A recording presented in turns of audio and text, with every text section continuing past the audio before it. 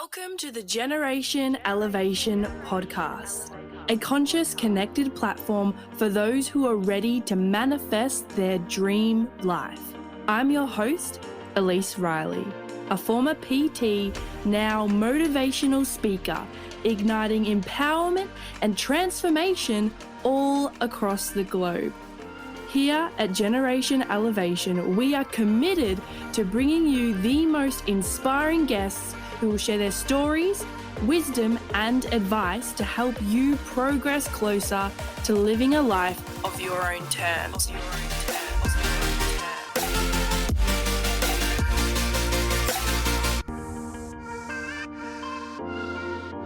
What is happening, everyone? Welcome back to another episode of Generation Elevation. Today's guest is absolutely incredible, and I cannot wait to share with you all his magic, because honestly, soon as I heard that he is happy to jump on my podcast today, I have been telling absolutely everyone. So it is an absolute honor to have on today Dr. Espen Hjalmby. So basically, Dr. Espen is a researcher of neuroscience and quantum physics. He's a master healer, a conscious business mentor, and a 4-time 7-figure soulpreneur who teaches his clients how to use the power of their own consciousness to turn obstacles into opportunities. Dr. Espen went from 2 broken legs and a near-death experience to heal himself from the inside out and become an Australian Ninja Warrior semi-finalist. He's a loving father and a master of the 8 areas of life, a sought-out-after speaker, a conscious business consultant. Espen provides his students with the exact same tools and strategies he used to go from humble beginnings to becoming the co-founder and CEO of multiple 7-figure businesses, helping 250,000 students worldwide reach their potential. And his signature event, the Quantum Experience, delivers you the same art, science, and application of consciousness that has transformed the lives of clients in over 12 countries through quantum healing, peak performance, freedom, joy, and abundance in impacting all 8 areas of life. Dr. Espen, welcome to my show today. Thank you for coming on. It's been an absolute honor. I'm pumped. We have met each other before. You've done some of my work already, so you got a pretty good idea. And I'm just excited for everyone listening. Let's go deep today. Pay close attention. Let's find out what it is that we can do to really look at the combination of science and spirituality and take life and mission to a whole nother level. So I'm here to serve, and let's have some fun. Yes, I cannot wait to get into this. So some of my listeners will know who you are, but for those that don't, I guess, what would be a sentence to describe what it is that you really do? I know I just went on a big spiel about all of your achievements, but in one sentence, how would you describe what you do? Great. Well, firstly, I am simply a man that have had the privilege of going through some pretty interesting challenges throughout life, and as such have been finding my way through experience, several near-death experiences, and, loss of many businesses and, friendships and relationships and challenges. And so I've realized through those challenges that they are not something that's happening to me, but rather for me. And so I've been able to keep stepping up and working on myself. Yeah, it's been an incredible journey. I guess what I do, if you want to summarize it, is I take the science of the modern science of quantum physics, metaphysics, and the real essence of who and what we are, proven by science, and I bridge that science with spirituality. And then we deliver live personal development and spiritual transformative events and online programs to teach people how to unlock the quantum potential within. Most people don't even know that the majority of what we're made up of is not actually physical. 99.9% of our bodies are actually pure energy, which means non-physical, which means pure source consciousness. And many people have no idea how to tap into that inner power. And that's what our events and our teachings do. Yeah, wow. And I love how you just said everything is happening for us, because that is something that I really drive home on my podcast. So I guess I would love to segue then into these near-death experiences of yours and those challenging times. And I guess for some of the listeners, they probably are thinking, well, how can a near-death experience happen for you? Oh, great question. Well, there's two ways to see life. Einstein said there's two ways. One is that nothing's a miracle, and two is that everything's a miracle. You wake up every morning, you can choose to experience suffering or bliss. And I know that, in many third world countries, it's not as easy as that, but certainly in our country and many other developed countries, this is a choice. We have a roof over our head, we have water, we have food, we have friends, we have, opportunities to be free and to be safe. So, but nonetheless, I think all of us could agree, and to your listeners as well, perhaps feel into this. Would you agree, yes or no? Would you agree that in life there is always going to be a challenge to, or maybe more? Right. And so I think everyone would agree, yes, life is always going to give us a challenge. You're never going to go through life and have a flawless, perfect life. There's going to be challenges at work and challenges in relationships and challenges with other things as well. So since we then all can agree that life is going to, present several challenges throughout life, then we can either one, be a victim of what happens to us, or two, change the way we look at it to ask a different question. Now, I'll give you an example. Let's say that you had, like, when I was 5, my brother passed away. And so I could grow up, and I did when I was young because I didn't have these tools. And I was asking the question, why did that happen to us? And every time you ask the question, why is this happening to me? You're actually putting yourself outside of what happened. And since you cannot change the past, remember, you can't go back and undo it or redo it. You can't change the past. What we can change is the meaning. So I discovered this simple but life-changing principle many, many years ago. And it's really simple. It's like either one, I'm a victim of my history, or two, I change to becoming a master of my destiny. And all I've got to do from going from being a victim to a victor, from staying stuck to turning fear to fuel, trauma to transformation, or my pit into my purpose, all I've got to do is to change the question from why did that happen to me to how is this happening for me? And then you change the meaning and you liberate energy, and everything is energy. And when you liberate energy and fear turns to fuel, you'll be able to, if you choose to do so, spend the rest of your life with inspiration in your heart, knowing how it happened for you, knowing how you healed it, knowing how it was a part of the soul's journey. And then also potentially, as we teach in our retreats and experiences, that maybe that happened for you so that you could heal it and then go and help other people suffering with similar things. So powerful. And I completely agree. So, Espen, what was that turning point for you? What was that moment where you were like, okay, this is happening for me, and how can I use this to then make my pit my purpose, like you said? Cool.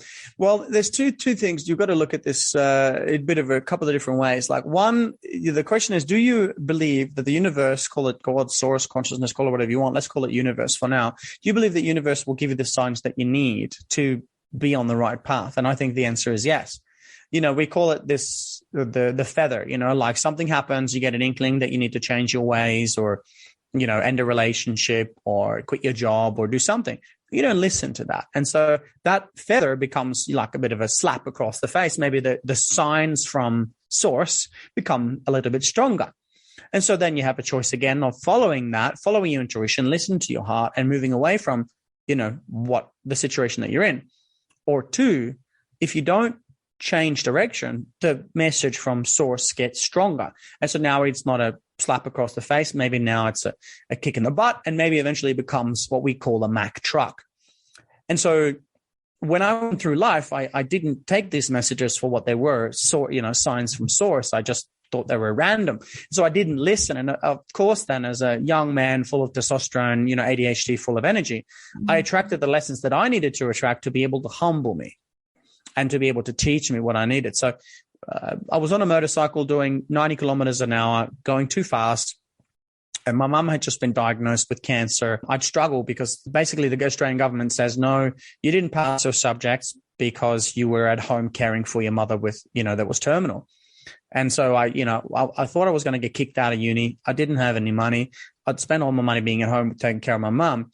And then I come back to Australia and I have to, double up all of my subjects to graduate on time and then to make money to be able to pay for, being a foreign student, to pay for my tuition, et cetera. So just stressed, rushed, young man, lots of testosterone on the motorcycles, big racing cycle, not a good combo, right? So I crashed and broke both my legs, broke my back. I remember my right foot was on my chest on my right shoulder, and my toes were touching my ear. So crazy. The femur was snapped in 4 places. It was twisted 180 degrees. And, they put me back together at the Royal Melbourne Hospital, whole bunch of pins, screws, bolts, plates. And then I was back on my feet. And I took the lesson, and I was like, okay, the lesson is to slow down. The lesson is to look inwards instead of just escaping. And so what happened after that is that I went back a year later after I've spent a lot of time in a wheelchair like my sister did. She was born disabled. And then when I came back to the hospital, they took all the pins and plates and screws out about a year later. I got a staph infection, a lethal bacterial infection from the surgery from the hospital. And long story short, in and out of hospital, surgeries, wheelchairs, fighting for my life with this infection. I lost 15 kilos. I knew in my heart that I was dying. And one day the doctor looked me in the eyes and said, Espen, the infection is spreading. He said, you got two things. One out of two things will happen. One, best case scenario, you lose your leg from the hip and down, your right leg. We cut it off from the hip and down to get rid of the infection. Or two, if the infection continues to spread, if it attacks your internal organs, then you die. And so I was truly in the pit. My greatest fears were realized. One, that I would be disabled like my sister, or two, I would die like my brother. And in that moment, something profound took over. Everything became completely still. I became completely present. There was no fear there at all. It was just stillness. And I got a really powerful message come through from, the superconscious or source, or whatever you want to call it. And the message was real simple. It was, if it is to be, it's up to me. And I didn't understand what that was right away. But what I knew is that I had to do my healing at that point, because I tried everything. I went with the doctors. I followed what they said, all the drugs, in and out of surgeries, hospitals, all of it. And because they were pumping me full of antibiotics, my immune system was shot. Because most people don't know this. If you eat a lot of meat and that has antibiotics in it, or you take a lot of antibiotics, you kill the natural immune system in your gut. Most of the immune system is in your gut. There's more bacteria in your body than there are cells. Right. So the immune system and the gut flora and the bacteria in your gut is absolutely crucial for health and well-being, which is why nutrition, why lifestyle is just non-negotiable these days with what's happening in the world. I digress. But what happened effectively was I had a choice. I could continue with the medical iatrogenic cause that brought me into this disease, or I could do things a different way. And because I tried it for over a year, all the drugs, the surgeries, everything, I just lost more and more weight, got sicker and sicker, because they don't give you good nutrition, so I had to do some things on my own. So I left the hospital. The doctor said this. I just pulled the intravenous out of my arms and said, thanks, doc. And I never looked back. And I walked out and I started doing things that we now teach. And to our students, the things I taught to my mother. She got diagnosed with terminal cancer. They gave her 3 months left to live. She lived 16 and a half years. I can't tell you how many thousands of case studies with patients across the 10 clinics that I've now had the privilege of being a part of and owning and running, multidisciplines of medicine and dentistry and naturopathy and chiro and all the things that we've taught over the years. But long story short, what I realized was that I was the best doctor in the world. Not because of my teachings or my training, but because I'm the one that heals. That you that is listening right now, you're the best doctor in the world. You're the only person that can heal you. Yes, the doctor can dress the wound, but only you will heal that wound. Only you will heal that broken bone. So what we do, unfortunately, Elise, is we hand over up to people outside of us thinking that they have something that we don't. And when the doctor says, no, you've got 3 months left to live, if we believe it, unfortunately, then we'll achieve it. But if we turn the attention back around, we start looking within and understanding that we have trillions of cells that organize themselves, that we have consciousness, that we have divine essence, divinity within, and we take the necessary steps to believe that we can heal and to take care of our lifestyle and to be around the right kind of people, we can achieve anything. And so against the doctor's belief, I managed to heal myself. I've got 2 strong feet, 2 strong legs, no infection. I'm stronger, healthier than ever before. And I can assure you, I can promise you that the reason why I defined medical science. The reason why I went and did something that they said was absolutely impossible was because I believed that it was up to me to make the change. And I took full responsibility for every one of my actions, every one of my thoughts, each and every one of my emotions. And I realized that I was the best and the only healer in the world. And that's why I've now, been traveling the world and teaching this to thousands. Yeah, wow. I love that you say this, Espen, because I truly believe the same thing. And I know that there may be a few people listening that are probably a bit skeptical on this. So I'd love to delve into the science behind the power of your mind and its ability to heal disease in your body. Sure. Many examples. I mean, if you put someone under hypnosis and you tell them that an ice cube is a burning piece of coal and you put that, if the hypnosis has been effective enough, you put an ice cube on their skin, they'll get 3rd-degree burns. And you look at the placebo effect and the nocebo effect as well. You see that if the patient believes that they're being prescribed a specific medication, even though they're being prescribed a sugar pill, it has almost the same, and in some cases, actually better effect. So what we've done is that we've subordinated to a system that is not a healthcare system. We've subordinated to a system that is a disease care system. Now, let me just be clear. The disease care system or the sick care system. I'm Norwegian. In Norway, we call it the name of it is a sykehus, is a sick house. You don't go to that place unless you're unwell. And so it's really good to have a sick care system, because if you break your legs like I did, you want to be put back together through surgery. It is very important, but it has very little to do with health. If it had anything to do with health, then you'd hear about it in the news. You'd hear about, hey, this is a pandemic, so you need to eat clean food and drink clean water and stay off the sugar and be around the right kind of people and, do some breath work and, relax and not stress. And you'd hear all these things, but it's irrelevant because they're not after health and well-being. They're specialists or whatever you want to call it in a different modality, which is sick care. So what I did as a primary healthcare physician, I went from being a sick care specialist and asked myself, what do I want in my life? Do I want to just avoid sickness, or do I want to actually be well and thrive? And for me, as an elite athlete 3 times and, including Ninja Warrior and other things, I was just like, you know what? I don't want to just be okay. I want to absolutely be energetic and well. I want to wake up with energy. So I'm going to have to then, firstly, one, understand, where true health comes from. 2, I have to take those necessary steps. And 3, I have to believe that it's possible. So if you go back and you want to look at the science of things, over 100 years ago, and feel free to take notes, I'll try and speak a little bit slower. Over 100 years ago, there was an incredible physician by the name of Max Planck, Planck, along with Einstein and many others around, those in the past that were able to study this. Einstein called this a spooky action at a distance. We now refer to it in science as the quantum field. Okay, or the unified field. It's a scientific name for it, not an esoteric word, not a woo word. It's just a scientific conversation. And we were able to prove, or they were able to prove back in the day, that there is a field of energy, a field of intelligence that is within all of us. Okay. Now, it has many words. You can call it God, the greater organized design. Some people call it source, some consciousness, some universe, some Allah, Buddha, Yahweh, some Jesus. You can call it whatever you want. There is a field of pure intelligence, of untapped potential, that actually scientifically proven now for over 100 years. So Max Planck found this and he discovered this. He actually won a Nobel Prize over 100 years ago for this very conversation. And it's been clinically trialed and tested in peer-reviewed studies all over the world for over 100 years, and still is true to this day. And what they found was that this field is not just a field that is kind of there. It actually makes up, as I said earlier, over 99.9% of who and what we are. So for people who don't know this, it's a little bit like, bugger off. That's not the case. Clearly, my body's physical. I know I'm physical. I can see that I'm physical. Let me give you an example. Imagine if you have your hand or any part of your body, you put it under a microscope and you look at the microscope. You see a molecule.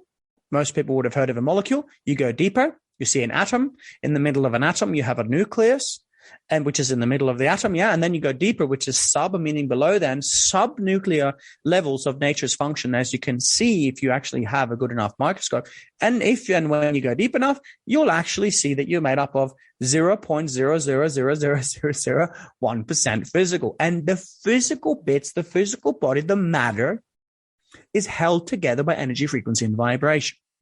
So it's unfortunate that so-called medicine, modern medicine, only works, and there are exceptions, but the primary aspect is working with a very, very limited potential, say less than 1% of your potential. So when we are looking at science, and science has proven to us that we're made up of pure consciousness, pure energy, even the 0.01% that is physical is also energy. Then what we need to do if we wish to empower ourselves, surrender suffering, step into healing, experience magnificence, live in the present moment, open up our heart, have beautiful relationships, be financially free, it is all about energy. You master your energy, you can master your life. Wow. Yes, I love that so much. And you explained that so perfectly. I think that's going to land for a lot of people. So I guess the next question would be then, what would be like your maybe 3 tips for mastering your energy? Oh, awesome question. Step number 1, what you believe you will achieve. When the doctor said to my mum that she had 3 months left to live, I asked her, what do you believe, Mama? And with tears rolling down her face, she said, I don't believe that I will die. In fact, that I believe that I'll be much healthier in the future than what I am today. And she thrived and had a beautiful life for over 16 years. And she was diagnosed terminal. They said 3 months. So if she believed that she had 3 months, she would have achieved it because all of the cells, please listen carefully, every cell, organ, and tissue in the body is listening to what you believe. The unconscious mind, which makes up 95% of what we do throughout every day, every week, every month, our entire life, 95% of the entire life experience is in the unconscious mind. And the unconscious mind does not discriminate. It simply picks up exactly what you put in. Okay. So if you say you're sick, your body will start to reduce its immune system right away. If you say I'm no good, I can't do this, it'll start shutting down the higher executive parts of your brain that will give you the exact outcome that you're putting out. But at least not only is all of our cells, organs, and tissues listening to every belief, and the unconscious mind that is completely open to suggestion, not only are those two listening, but the quantum field or the unified field that is electromagnetic in nature as well. It gives you back exactly what you put out. That is also listening. So what we actually have to do is to change our beliefs. We have to go back in time and sit with our thoughts, patterns, indoctrinations, fears, limiting beliefs, and actually consciously upgrade them in order for us to redo the programming that runs on autopilot 95% of the time. So step number 1, which is what we do in our events, is we take our patients and our students back so they can sit with the belief and sit with the limiting beliefs, sit with the traumas, and actually upgrade them from fear to love, from separation to unity, and from contraction to expansion in terms of consciousness. So step 1 is be very, very conscious of what you believe. Okay, step number 1. Step number 2, to begin to master energy, is to realize how little we actually know. Okay, and this is when you speak to a master, as I think I started the podcast by saying I'm just a random guy, right? Because comparatively to source consciousness, to God, to whatever you want to call it, I am nada. I've just been so blessed that I've had some experiences and have owned 10 clinics, multidisciplinary clinic, and seen thousands and thousands of patients through my career and whatever else, and now run live events with hundreds of people at a time, that I've been able to get the experience of how people can do this for themselves. So when it comes to the second one, it's just recognizing how little we believe and keep an open mind, and just ask yourself the question: am I playing at my potential? Am I living to my potential? Am I happy? Because if you're happy with where you are, we do a thing called the Wheel of Life, right? And in the Wheel of Life, we rate ourselves from 1 to 10 in every area of life. And there's 8 areas of life according to my model. And if you believe that you're going to be a 10 out of 10 in physical health, 10 out of 10 in mental and emotional, 10 out of 10 in financial, 10 out of 10 in relationships, 10 out of 10 in personal development, 10 out of 10 in career, vocation, and mission, 10 out of 10 in spiritual fulfillment and purpose, and 10 out of 10 as to how often you live in presence, you don't need to do any of this work. But if you're like me, you're recognizing that, hang on, there is incoherence because my physical health is doing good, but I'm not knowing my purpose, or you know what, I'm pretty okay in my relationships, but I have no clue as to how to make money. right? And so things are out of proportion. So the second concept is realize how little we know, and then be okay without any prejudice or judgment as to where we are right now, because you're there for a reason. And then the third step is really, really simple. I call it, you have to be an ATM, an action-taking machine, because there is absolutely no one on this planet that is going to come and fix your life. You are the hero that you've been waiting for. And if you wish to change your life, it is up to you. And that's how powerful you are. That's how you have the gift of free will. And so the third step is decide on what level you're going to play at. And if we can help you, reach out to us. I'm more than happy to come to the event, to do the Wheel of Life, experience it, whatever. But the third step is really take action to make sure that the rest of your life becomes the best of your life. Yeah, so powerful. I love that so much. And I always find when I do the Wheel of Life, as you do like the action steps to increase, your whole model of the world changes and you start to realize your potential and that starts to expand. So each time you kind of do it, it's like a different version of you that you're rating yourself on, which is really, really cool. And it's such a powerful tool. So thank you. They were awesome tips. So Pleasure. I guess with this personal development industry and the quantum field and things like that, there are a lot of messages out there. So I guess for someone that is starting to get into this sort of thing, what would be some of like so-called bad advice to avoid and something to stick to instead and stay true to? This is an awesome question. Honestly, it depends. People are at different levels of consciousness, and people will attract coaches at the level that they're at or a little bit above. The best way to answer that question is that now that this science, it's been around, ancient wisdom, thousands and thousands of years, this quantum field has not been a scientific conversation. It has been the way of living for cultures all around the world for thousands and thousands of years. And then it was forgotten / suppressed, and now it's back. And now we can quantify it with science, right? So bad advice would be to not follow your intuition. And what I mean by that, if you're going to, for example, our events, we do things very differently.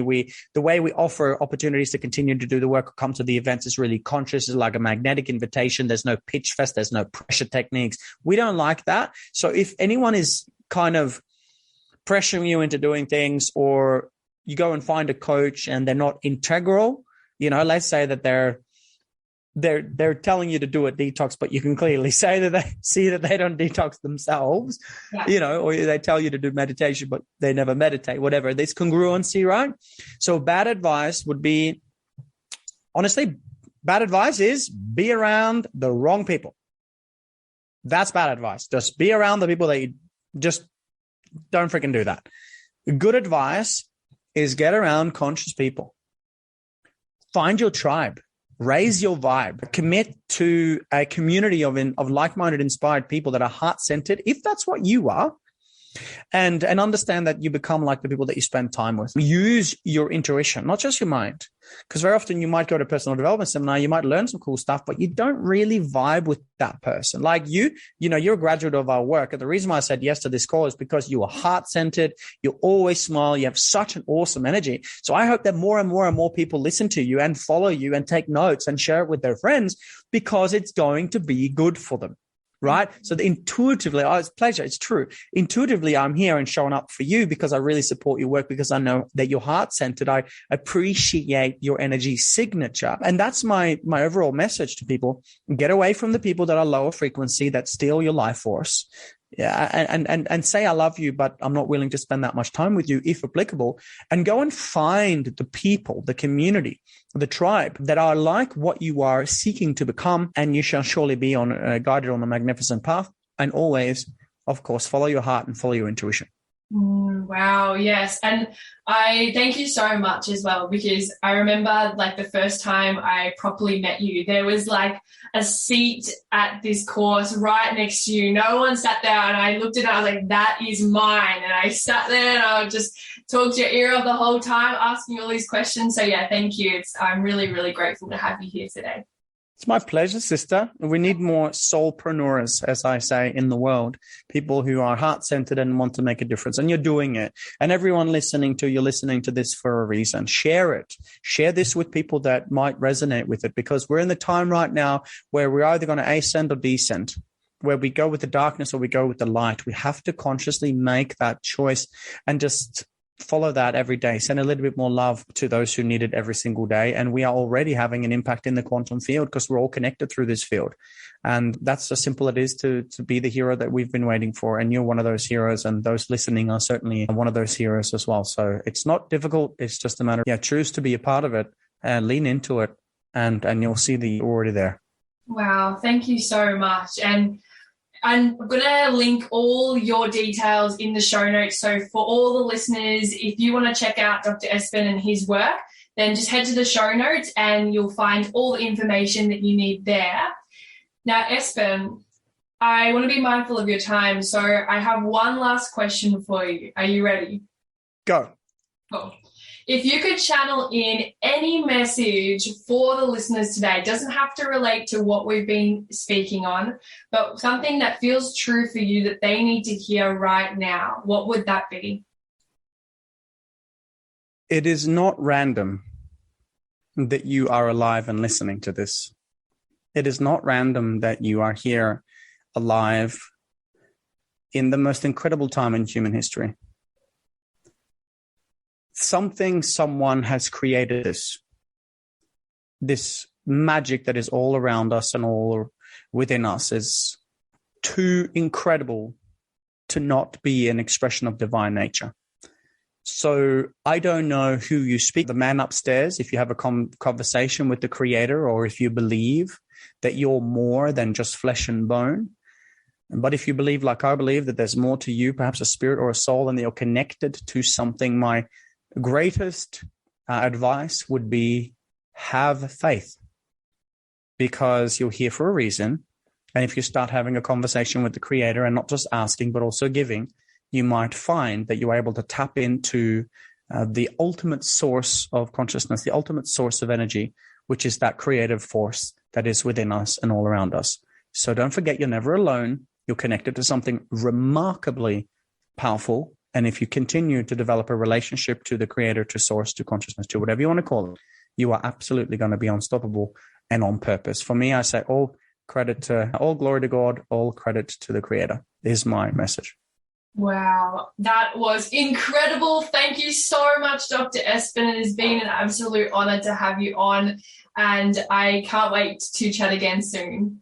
Until next time, sister. Thanks, everybody. Thank you for being a part of the Generation Elevation community. If you enjoyed today's episode, make sure to leave a 5-star rating, written review, share, and tag me on Instagram at elise.riley. Until next time, keep loving, keep learning, and keep rising.